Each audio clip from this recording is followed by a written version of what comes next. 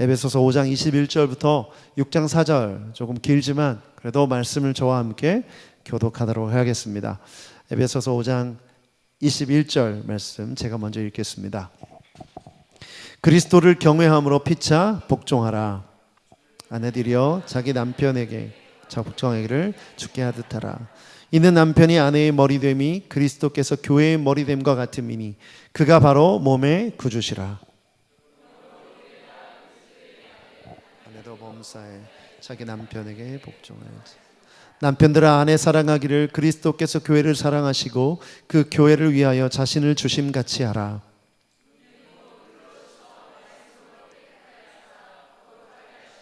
자기 앞에 영광스러운 교회로 세우사 티나 주름 잡힌 것이나 이런 것들이 없이 거룩하고 흠이 없게 하려 하심이라.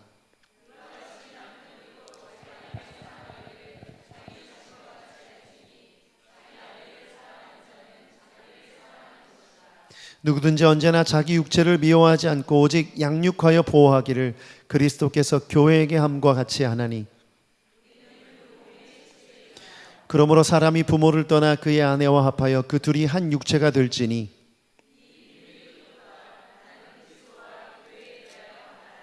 그러나 너희도 각각 자기 아내 사랑하기를 자신같이 하고 아내도 자기 남편을 존경하라.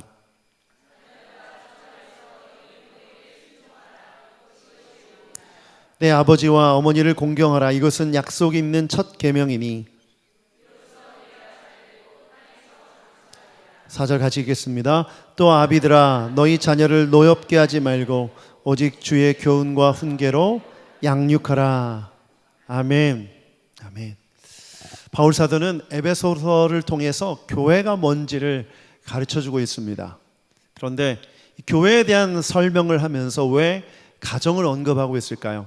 아내에 대해서, 남편에 대해서, 자녀들에 대해서. 그 이유는 교회에 있어서 가정이 정말 중요하기 때문에 그렇습니다. 많은 교회가 하나님 앞에 신앙생활을 격려하고 영적으로 성장하기 위해서 많은 프로그램을 만들고 교회에서 많은 행사를 치릅니다. 그런데 반대로 교회 안에서 영적 생활은 열심히 하는데 가정에서는 가족을 돌보는 일을 등한시하는 일이 빈번하게 일어났죠. 그래서 많은 가족들이, 믿지 않는 가족들이 특히 신앙생활하는 가족의 모습을 보면서 하나님을 섬기면서 왜 우리에게는 그만한 사랑과 그만한 열정과 그만한 시간을 쏟지 않느냐라는 반문을 하게 됩니다. 그런데 성경을 보면 가정이 정말 중요함을 바울 사도는 강조하고 있습니다. 오늘 이 본문 말씀을 통해서 왜 교회에 있어서 가정이 중요한지, 그리고 그 가정에는 뭐가 있어야 되는지 함께 말씀을 통해 하나님의 뜻을 깨닫는 여러분 되시길 축복합니다. 오늘 읽은 말씀 좀 길지만 여기에 보면 22절부터 24절까지는 아내에 대해서 말씀하고 계시고 25절부터 28절까지는 남편에게, 29절부터 31절에게는 모두에게, 그리고 자녀들에게 주시는 훈계가 6장 1절부터 3절까지, 그리고 부모에게 주시는 말씀이 6장 4절에 있습니다. 그럼 이 본문 말씀 안에 해당되지 않은 사람은 이 중에 아무도 없는 거죠. 우리는 누군가의 자녀이기도 하고 부모이기도 하고 또 아내이기도 하고 남편이기도 하기 때문에 오늘 이 말씀을 통해서 하나님의 뜻을 깨닫는 여러분 되시길 축복합니다. 첫 번째, 하나님의 가정에는 질서가 있습니다. 같이 한번 읽어보죠. 시작. 하나님의 가정에는 질서가 있습니다. 제가 방글라데시에 처음 아울리치를 갔던 기억이 납니다. 방글라데시에 갔는데 정말 놀랐어요. 차선이 분명히 있는데 아무도 차선을 지키지 않는 거예요. 신호등이 분명히 있는데 신호등을 지키지 않습니다. 질서가 없어요. 그러다 보니까 걸어 다니는 보행자도 어디서 차나 오토바이가 나에게 다가올까 그 두려움 가운데 길을 걸어야 될 정도로 질서가 없는 혼란 상황이더라고요. 가끔 운전하다 보면 저는 그런 생각 많이 합니다. 마주오는 반대 차선에서 중앙선을 침범해서 나에게 차가 달려오진 않을까, 이런 생각 해본 적 없으세요? 운전자들이 질서를 서로 지키기 때문에 서로가 안전할 수 있는 것이죠. 그런데 가정에 질서가 없다면 어떻게 될까요? 혼란 그 자체, 상처와 아픔과 여러 가지 안 좋은 일들이 가정 안에 일어날 수밖에 없습니다. 그래서 22절부터 24절에 보면 바울 사도가 가정 가운데 있어야 될 것이 무엇인지를 가르쳐주고 있습니다. 먼저 22절 말씀부터 24절까지 세 구절 말씀만 같이 한번 읽어보겠습니다. 시작. 아내들이여 자기 남편에게 복종하기를 주께 하듯 하라. 이는 남편이 아내의 머리됨이 그리스도께서 교회의 머리됨과 같음이니 그가 바로 몸의 구주시라. 그러므로 교회가 그리스도에게 하듯 아내도 범사에 자기 남편에게 복종할지니라. 아멘. 아내분들만 아멘 하시길 바랍니다. 네. 그런데 복종이란 단어가 조금 불편하지 않으세요? 제가 읽는데도 좀 불편하더라고요. 왜 복종이란 단어를 바울 사도가 썼을까? 참 성경이 번역되다 보니까 이 원어의 뉘앙스를 제대로 이해하지 못하면 우리가 잘못 해석하기가 참 쉽습니다. 이 복종하다라는 단어의 이 원어는 휘포타소라는 단어인데, 이 휘포타소는 특별히 어디에 쓰여졌냐면 군대가 군인들이 정렬한다고 그러죠. 좌우로 정렬. 그래서 줄을 맞추는, 대오를 이루고 줄을 맞추는 그 용어로 썼대요. 그러면 군대가 행군을 한다거나 전쟁을 치른다거나 먼저 뭔가 임무를 수행할 때 그 군대 안에, 부대 안에 부여된 질서, 또 위치, 이 모든 것들이 제대로 잡혀 있는 것을 의미하는 거죠. 그러니까 아내들에게 뭘 말한 겁니까?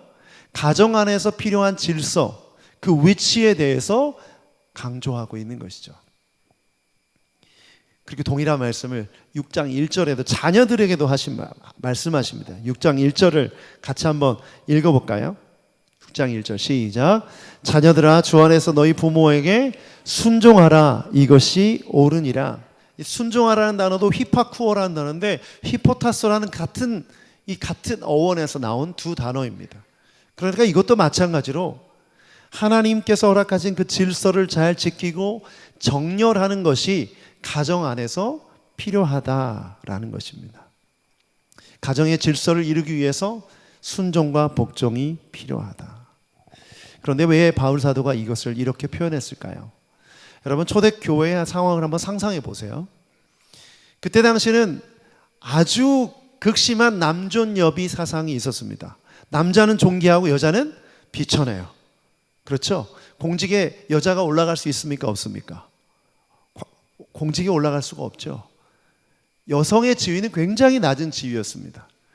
특히 경제력이 없었기 때문에 여자는 남자에게 종속되어 남자의 지배받을 수밖에 없는 그런 상황이었어요.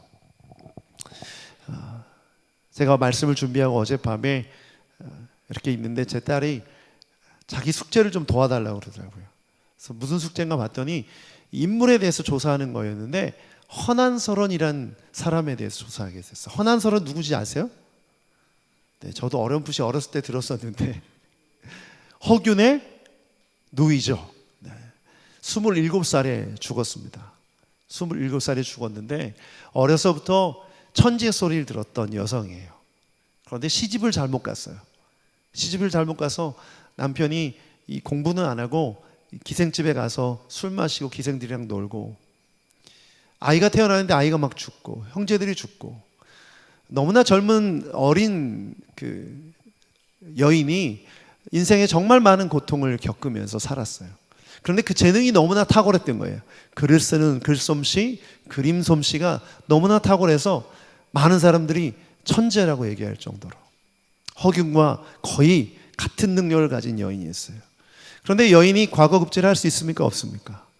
과거 시험을 볼 수가 없죠. 공직에 올라갈 수도 없어요. 정말 탁월한 능력을 가졌음에도 불구하고 그런 위치에 갈 수 없었던 시대에, 마찬가지로 초대교회에도 여성들이 자기가 아무리 능력을 가지고 있어도 그것을 발휘할 수 있는 기회조차 없었습니다. 그런데 예수님을 믿고 나니 어떻게 됩니까? 복음 안에서 남녀가 평등하죠.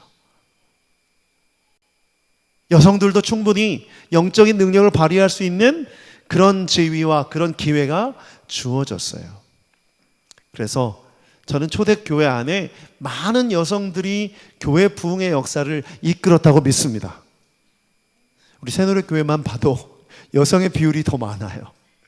그리고 제가 보니까 영적인 부분에선 여성들이 조금 더 탁월하다는 생각이 들 때가 많이 있기도 하고 가끔 있기도 하고. 여성들이 훌륭해요. 여성들이 하나님을 더 사랑하는 마음이 충만해요. 그런데 문제는 뭡니까? 초대교회의 문제는 뭐였습니까? 하나님이 세우신 질서를 무너뜨리면서 여성들이 그 리더십을 발휘하고 싶었던 거죠. 쉽게 와닿는 표현으로 너무 막 나갔던 거예요.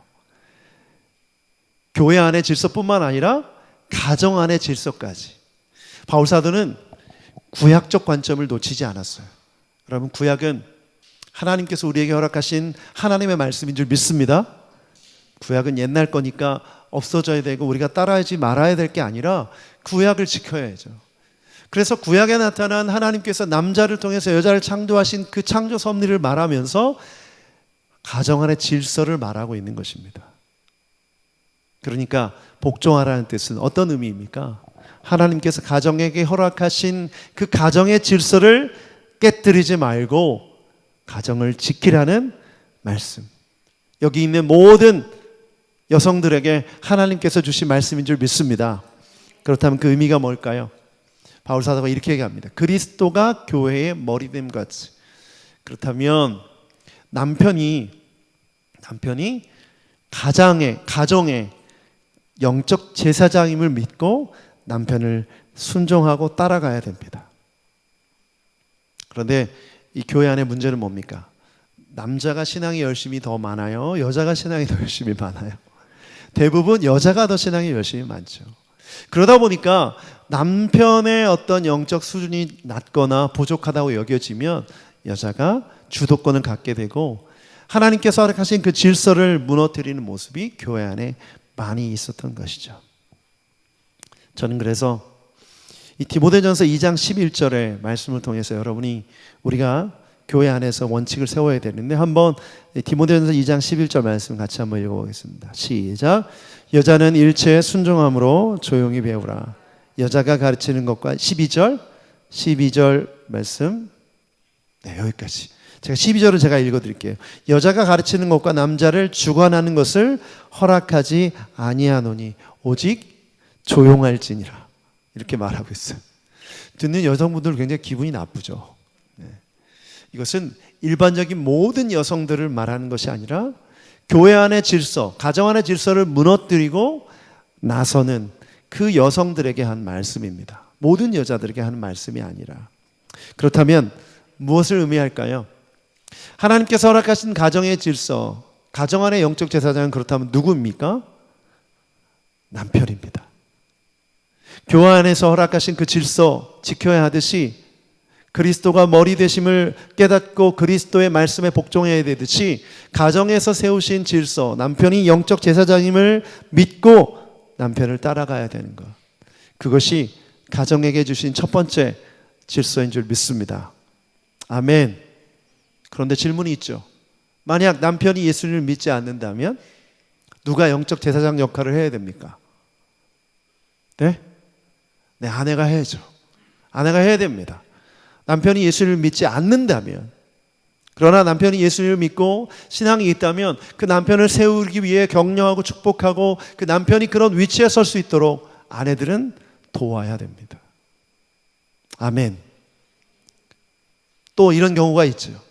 남편이 핍박할 정도로 불의한 남편이라면 성경책을 불태우고 교회에 못 나가게 하고 신앙 자체를 갖지 못하게 한다면 어떻게 해야 될까요?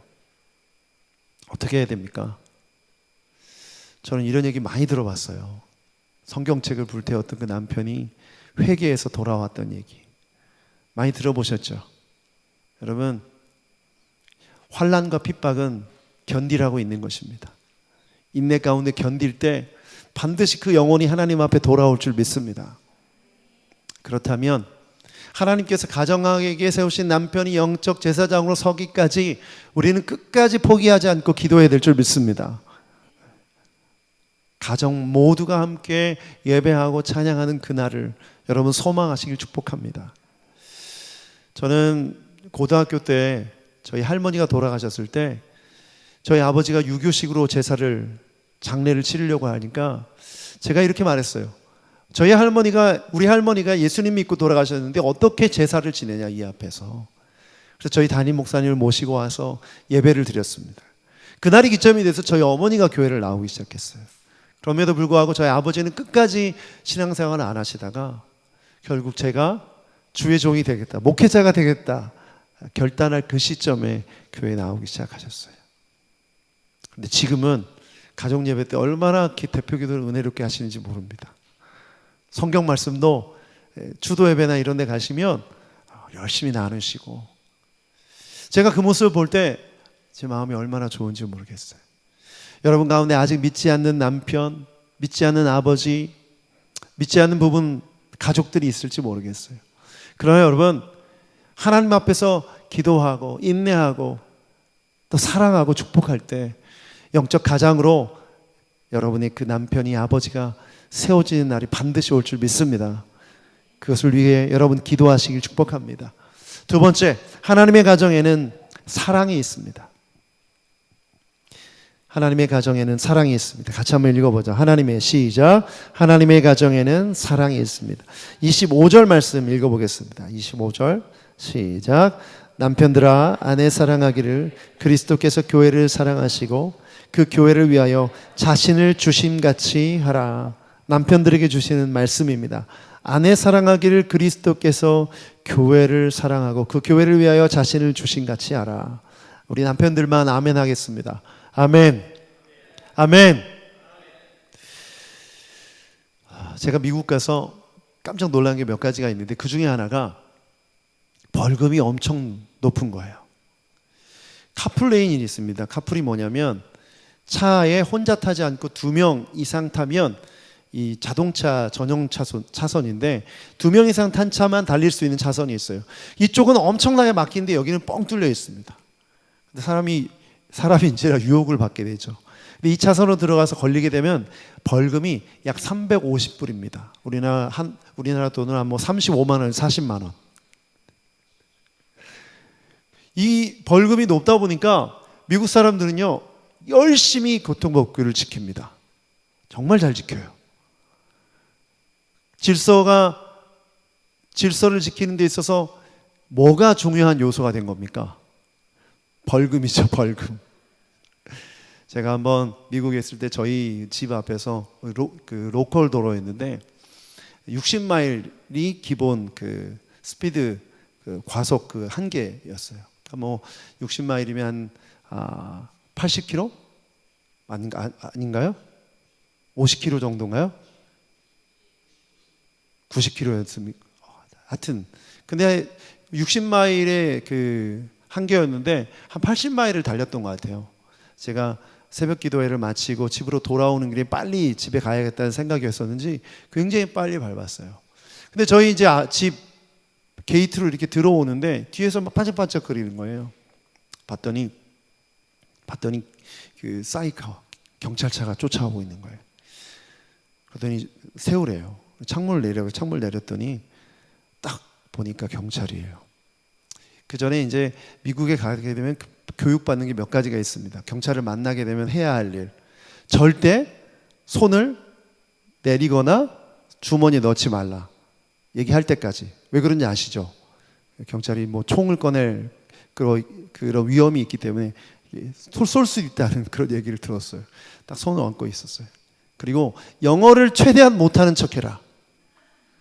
갑자기 그 생각이 나서 제가 이렇게 딱 쳐다보고 영어를 못한다는 표현을 하려고 No English라고 말했습니다. 그랬더니 이분이 안경을 경찰들이 이렇게 딱 안경 쓰고 있잖아요. 안경을 딱 내리면서 한국말로 하세요. 이분이 이제 2세였던 거예요. 2세인데 한국 2세인 거죠. 그러니까 너무 한국 사람이 많으니까 거기를 이렇게 담당하고 있었던 거죠. 그래서 제가 너무나 꼼짝없이 티켓을 받게 됐고 벌금을 250불을 냈습니다. 25만 원 정도를 벌금을 냈고 또 뭘 하게 됐냐면 하루 종일이에요.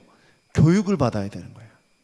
근데 제가 그 교육을 받고 나서 절대 나는 교통법규를 절대 어기지 않겠다. 이 벌을 받고 나서 보니까 이 질서를 반드시 지켜야겠다는 생각이 들더라고요. 제가 이 말씀을 드린 이유가 뭐냐면 가정 안의 질서를 제가 말씀드렸습니다. 방금 전에. 순종하라, 복종하라. 그런데 이 질서를 유지하게 하는 원인이 뭘까요? 힘이 뭘까요? 오늘 본문은 그것이 바로 사랑임을 가르쳐주고 있습니다. 아내가 남편에게 복종하는 그 질서를 유지하기 위해서 남편은 반드시 뭘 해야 되느냐? 아내를 사랑해야 되는 거죠. 그래서 25절, 28절, 33절에 계속 사랑이 강조되고 있어요. 근데 이 사랑이 원어가 뭔지 아세요? 아가파오. 헬라어로 아가파오 들어보셨어요? 아가페. 아가페는 뭡니까? 조건 없는 사랑입니다. 아내를 조건 없는 사랑으로 사랑할 때 그 아내가 남편에게 순종하고 복종할 수 있는 것이죠. 헬라 사람들은요, 사랑이란 단어를 정말 다양하게 표현했어요. 여러분들 아실 수 있는 필레오, 에로스, 다양한 단어들 표현했는데 그 이유가 뭐냐면 그 사랑은, 우리가 말하는 사랑 한 단어 안에는 여러 가지 상황과 조건이 들어있기 때문에 그래요. 그런데 그 모든 상황과 조건을 뛰어넘는 사랑을 뭐라고 표현했냐? 아가페라고 표현했어요. 기독교는 사랑의 종교입니다. 아무리 질서를 강조하고 원칙을 강조해도 그 사랑, 그 말 속에 뭐가 없으면, 사랑이 없으면 아무 의미가 없어요. 그래서 예수님이 우리에게 하신 말씀, 마태복음 5장 44절 같이 한번 읽어보죠. 시작. 나는 너희에게 이르노니 너희 원수를 사랑하며 너희를 박해하는 자를 위하여 기도하라. 예수님의 말씀입니다. 그러면 따라야 되죠? 네. 남편이 원수같이 느껴지죠? 아니요. 남편이 정말 힘들게 나를 대할 때, 또 아내가 너무 힘들 때 오늘 이 말씀을 기억하시고 기도하시길 바랍니다. 너를 박해하는 자를 위하여 기도하라. 우리가 예수님의 가르침을 따르는 자라면 사랑하는 사람이어야 될 줄 믿습니다. 여러분, EBS에서 달라졌어요 라는 프로그램을 합니다. 보신 분들 많이 계실 거예요. 제가 그 프로그램을 보다가 정말 놀란 부부가 있었는데 그 부부는 결혼한 지 16년이 됐는데 한 번도 서로에게 사랑한다는 말을 해본 적이 없는 거예요. 그러니까 결혼이라는 제도, 결혼이라는 모습은 있어요. 애도 있어요. 그런데 서로 사랑하지 않는 거예요. 저는 너무 놀랐어요. 사랑하지 않는데 어떻게 결혼했을까? 그럴 수 있겠더라고요. 사랑을 확인하지 않고도 결혼할 수 있겠더라고요. 그리고 아이도 낳고 16년간 그렇게 살 수 있겠더라고요. 그러면서 이 부부가 처음 만난 것처럼 연애를 다시 시작하는 마음으로 사랑을 확인하고 사랑을 고백하는 그 과정을 보여주는 거예요. 그 다큐멘터리에서. 그래서 마치 신혼여행 같이 둘만의 여행을 가는 그런 모습을 보여주고, 결론적으로 제일 마지막에는 이제 서로 사랑을 고백하고 서로 허그하고, 그 모습을 보면서 굉장히 제가 감동을 받았던 기억이 납니다. 제가 이 말씀을 드리는 이유는 뭐냐면, 우리가 하나님을 사랑한다고 하면서 내 아내를, 내 남편을, 내 가족을 그 사랑으로 사랑하지 않는다면 우리는 다 거짓말하는 것입니다. 우리는 사랑의 종교인 기독교, 예수님을 믿고 따라가고 있다면 우리는 반드시 그 사랑으로 사랑하는 사람이어야 될 줄 믿습니다. 요한복음 13장 34절에 이런 말씀이 있어요. 우리가 다 아는 말씀인데 같이 읽어보죠. 시작. 새 계명을 너희에게 주노니 서로 사랑하라. 내가 너희를 사랑한 것 같이 너희도 서로 사랑하라. 내가 너희를 사랑한 것 같이. 예수님이 우리를 어떻게 사랑하셨습니까? 네, 죽기까지 사랑하셨죠. 아무 조건 없이 우리 죄를 용서해 주시기 위해서 십자가에 달려 돌아가셨습니다. 여러분, 그 사랑을 믿으십니까? 그렇다면 우리도 사랑해야 합니다. 그래서 여러분, 이렇게 적용해 보세요. 그래, 나는 내 아내를 사랑합니다. 내 남편을 사랑합니다. 내 아이들을 사랑합니다. 이렇게 고백하고 그 뒤에 그러나, 하지만 이런 단어를 붙이지 않았으면 좋겠어요. 나는 아내를 사랑합니다. 하지만 이런 점은 좀 고쳐졌으면 좋겠어요. 이런 부분 때문에 내가 너무 힘들어요. 아이들을 사랑합니다. 그러나 아이가 이럴 때는 너무 나 사랑하기 힘들어요. 이 뒤에 말을 빼는 거죠. 그냥 있는 모습 그대로 사랑하고 축복하는 것. 그것이 정말 하나님께서 기뻐하시는 가정의 모습인 줄 믿습니다. 제가 저희 아이들에게 어렸을 때 자주 했던 말이 있어요. 내가 너희를 왜 사랑하지? 이렇게 말하면 아빠 아들이니까, 아빠 딸이니까, 이 말을 반복해서 대답하게 훈련시켰어요. 세뇌시키다시피. 왜냐하면 아이들이 아빠 엄마가 내가 어떤 행동을 해야만 나를 사랑한다고 느끼지 않게 하기 위해서 그렇게 자주 말했어요. 근데 정말 그렇게 아이들은 느끼는 것 같아요. 그런데 반대로 너무 그 사랑을 확신시켜줬나 싶을 정도로 제가 그 반대로 내가 아이들을 사랑하는데 아이들의 그 사랑하는 마음이 가끔은 아가페의 사랑으로 사랑하지 못할 때가 있더라고요. 제 나름대로 제 생각, 제 아이들을 제 생각 속에 그 틀 속에 갇혀놓고 그 행동을 해야만 더 사랑할 수 있고 더 예뻐할 수 있다는 자기만의 원칙이 저 안에 있더라고요. 그걸 내려놓기 정말 쉽지 않더라고요. 그런데 여러분, 오늘 여기 많은 부모님들 계신데 오늘부터 아가페의 사랑으로 사랑하기로 결단하시길 축복합니다. 어떤 행동을 해서가 아니라 사랑하기로 결정하고 믿고 사랑하는 여러분 되시길 축복합니다. 아멘. 세 번째, 하나님의 가정에는 하나됨이 있습니다. 31절부터 33절까지 한번 읽어볼까요? 31절부터 읽어보죠. 시작. 그러므로 사람이 부모를 떠나 그의 아내와 합하여 그 둘이 한 육체가 될지니 나는 그리스도와 교회에 대하여 말하노라. 33절.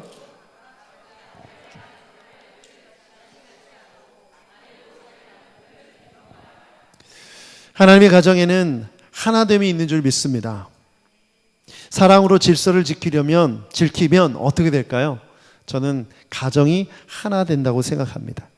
그런데 이 가정이 하나 될 때 나타나는 것이 있습니다. 그 나타나는 것이 뭐냐? 바로 존경과 존중입니다.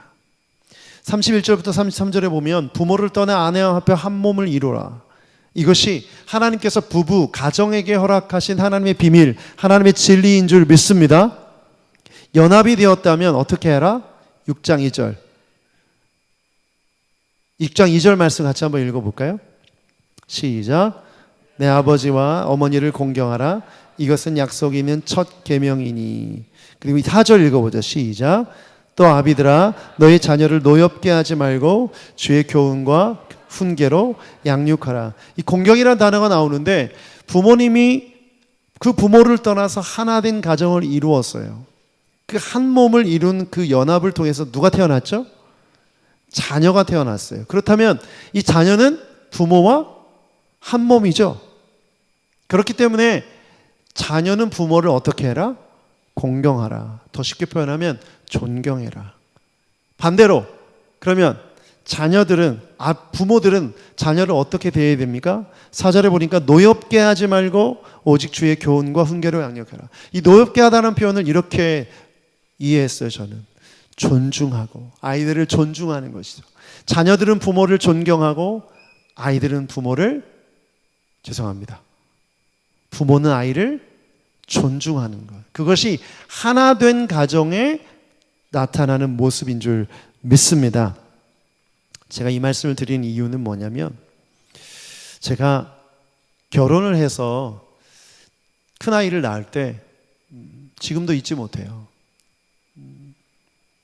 정말 하루 전부터 밤새도록 진통이 와서 언제 어느 타이밍에 병원에 갈까 굉장히 고민했던 기억이 나요. 누가 그러는 거예요. 그 병원에 가기 전에 반드시 미역국을 끓여 먹여라. 그 힘으로 애를 낳을 수 있다 그래서 제가 미역국을 끓였어요. 새벽에 미역국을 끓여서 미역국을 먹여가지고 이제 6시에 병원에 갔어요. 근데 진통을 그 전부터 했는데 막 쳐대다 보니까 또 우리 큰아이가 좀 머리가 좀 커가지고 너무너무 힘들게 아이를 낳았는데 오후 12시에 아이를 낳았어요. 근데 제가 그 정성스럽게 끓여준 그 미역국을 결국은 다 밖으로 토하게 되고 뭐 굉장히 힘들었어요. 근데 저는 뭐 정신이 없죠. 근데 들어오라는 거예요. 분만실로. 분만실 들어가 봤더니 아비규환이 따로 없어요. 제 아내는 소리를 지르고 있지, 이 가운 입은 간호사들 왔다 갔다 하고 의사는 있는데 정말 저는 정말 너무너무 놀랐어요. 그런 모습일 줄 상상을 못했거든요. 그런데 이제 큰애가 태어났어요. 탯줄을 끊으라는 거예요. 딱 탯줄을 끊고 아이가 인큐베이터에 딱 들어왔는데 사람의 모양이 아닌 거예요. 이제 좁은 이 엄마 자궁에서 나오느라고 머리가 꽃갈콘처럼 이렇게 예전에 김재동 씨가 꽃갈콘 선전을 하는데 머리에 이렇게 뭘 쓰고 나왔잖아요. 세모나게. 그런 모습으로 태어났어요. 제가 물었죠. 이거 제대로 정상으로 돌아갈까요? 정상으로 돌아간다고. 정상으로 돌아왔어요. 지금 보면 멀쩡한 것 같아요. 제가 그때 큰아이가 태어나고 나서 제일 먼저 전화를 누구한테 했냐면 저희 부모님에게 했어요. 그리고 제가 지금도 잊지 않는 첫 번째 말, 아버지 어머니 존경합니다. 사랑합니다. 그 말씀을 드렸어요. 아이가 태어나는 모습을 보니까 저희 부모님이 저를 이렇게 낳았구나, 그 생각을 하니까 제가 마음이 굉장히 무너지더라고요. 부모님 앞에서. 부모님 오셨는데 얼마나 기뻐하시는지, 저를 향해서 그렇게 기뻐해 주시지 않았는데 손주를 보면서는 뭐 엄청나게 기뻐하시더라고요. 둘째가 태어났어요. 정말 그때는 부모님이 존경스러워지더라고요. 저희 집은 삼형제거든요. 셋을 어떻게 키웠을까 싶어요. 이 둘을 키우는 것도 이렇게 힘든데 셋을 어떻게 키웠을까. 정말 부모님을 존경하게 되더라고요. 그 결혼하기 전에는 정말 철없이, 아이 낳기 전에도 철없이 부모님에 대해 생각했는데 지금 생각해 보면 정말 부모님이 존경스럽습니다. 저는 여러분 이 어버이 달을, 가족의 날을 맞이해서 여러분 부모님을 존경하는 여러분 되시 축복합니다. 쉽게 여러분 이 땅에 태어난 사람 아무도 없어요. 그렇다면 부모님을 정말 존경하고 축복하는 여러분 되시길 축복합니다. 반대로 우리 자녀들을 볼 때 정말 정말 존귀해요. 너무나 귀해요. 저의 분신이라고 생각해요. 물론 제 딸이 저보고 아빠는 한 게 뭐가 있냐고 그런 얘기를 한 적이 있었지만, 자신 태어났는데 뭘 했냐고 얘기를 하는데 뭐 자세히 설명하기가 어렵더라고요. 나 없이 네가 태어날 수 없었어. 그 말만 하고 싶어요. 그러나 아이들을 보면서 너무나 존귀하고 너무나 소중해요. 그런데 아이들을 존중하기가 정말 쉽지가 않더라고요. 부모로서. 저도 제 기준과 제 생각에 맞지 않으면 제 마음대로 조정하고 싶고 이끌고 하고 싶은 마음이 있어요. 그러나 오늘 말씀을 보면서 저를 돌아보면서 저희 아이들을 존중하는 마음을 가지고 아이를 대하지 않으면 안 되겠구나, 그런 마음을 갖게 됐습니다. 그래서 여기 있는 모든 자녀들 우리 자녀라고 생각하시고 여러분 아이를 존중하는 여러분 되시길 주님의 이름으로 축복합니다. 에베소서 5장 21절 말씀이 우리에게 주시는 결론과 같은 말씀입니다. 에베소서 5장 21절 같이 읽겠습니다. 우리가 처음 읽었던 본문인데요. 시작. 그리스도를 경외함으로 피차 복종하라. 아내, 남편, 자녀 여러 가지가 나왔지만 결국은 그리스도를 경외함으로 서로 복종하라. 이것이 우리에게 주시는 하나님의 뜻인 줄 믿습니다. 제가 아까 달라졌어야라는 프로그램 말씀드렸는데 여러분 한번 꼭 보세요. 그런데 제가 그 프로그램을 보면서 긴장할 때가 있어요. 긴장할 때가 언제냐면 영상 속에 성경책이 나오는 집, 영상을 보고 있는데 벽에 십자가가 걸려있는 집, 액자에 행복한 우리 가정, 이런 액자가 걸려있는 집이 나오면 마음이 철렁 내려앉아요. 그런데 부부가 막 싸우고 사랑하지 않고, 근데 그 모습을 자녀들이 그대로 보고 크고, 집안에 이 기독교 교인이라는 상징들이 그렇게 넘쳐나는데 그 모습을 보면서 제가 너무너무 답답하고 안타까울 때가 정말 많습니다. 물론 우리도 세상 사람과 별로 다를 거 없죠. 그러나 우리는 하나님이 말씀하시는 말씀을 받은 자로서 그래도 최선을 다해서 하나님께서 기뻐하시는 가정을 이루어야 될 줄 믿습니다. 교회를 세운다는 것은 여러분 가정을 세우는 것입니다. 여러분의 가정을 돌보지 않고 교회를 세운다는 것은 말이 안 되는 이야기입니다. 그래서 한국 교회가 주일 성서를 굉장히 많이 강조했어요. 주일 성서 중요하죠.